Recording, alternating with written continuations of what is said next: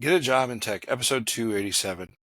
Today, individual they're over 40, obviously. They ask me they want to get a job in tech. Now, they've been in the same company, two different companies, but 15 years each, or roughly 15 years.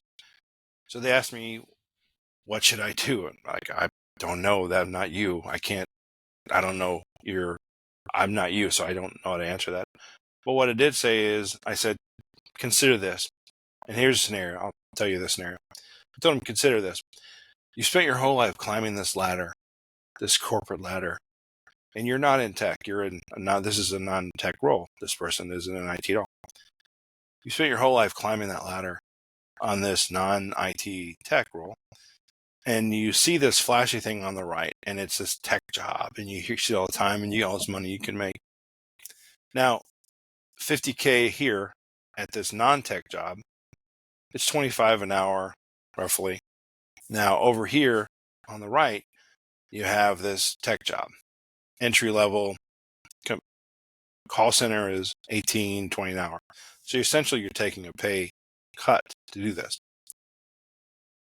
You have to have the discipline. And I told this individual, I said, you have to have and I just kind of painted the scenario. I said, you have to have the discipline, or the person has to have the discipline to say, this is what I want. I'm going to do it no matter what. And it's going to become very, very uncomfortable to do it, because here you are making $50K a year. You have $200,000 of equity in your house. Let's say you have $100,000 in the stock market, $300K. Let's say you could cash out right now. And you know the people that you work with, and you're comfortable there, and you know the job backwards and forwards. If you were 20, this wouldn't be a big deal. But since you're over 40, it's going to be a challenge.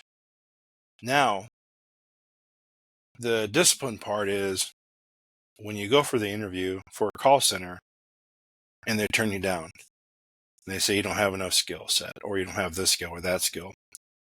You could either quit, go back to the job you have now and say, at least I tried. Or you could say, I want to really go into this IT stuff, and I'm going to just make myself better, make myself more marketable. What do I need? What skill set do I need? And that's really it, basically, right there. You have two different paths you can go down. Which one do you want to do? Which one do you decide? Either one you have to be okay with at the end of the day. On one hand, you have responsibility. Both cases you have responsibility as well. Maybe the 1A option, I would say, is do both. So you have this job you have, but look for a part-time call center job, or even a second job that's full-time but 8 hours a day as a call center. If that's possible, that way you have the security of the stable job, and you have the excitement of the new IT job that could potentially grow into more. Because what it does for you psychologically is this. Let's say you don't have a job in IT and you're applying for a job in IT. You go on an interview, you're nervous. Who isn't? Everybody is, first time. There's less of a urgency to get a job, which translates into your interview tactic, your interview process.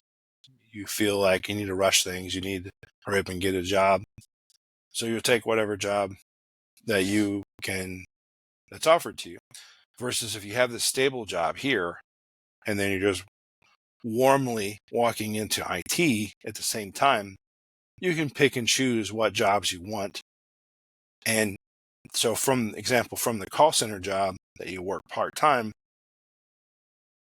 you're going to a help desk or a sysadmin job. You can pick and choose where you want to go. And you could be a little more picky and a little more you can scrutinize the process more because you have something to fall back on. Thanks a lot. We'll see you next one.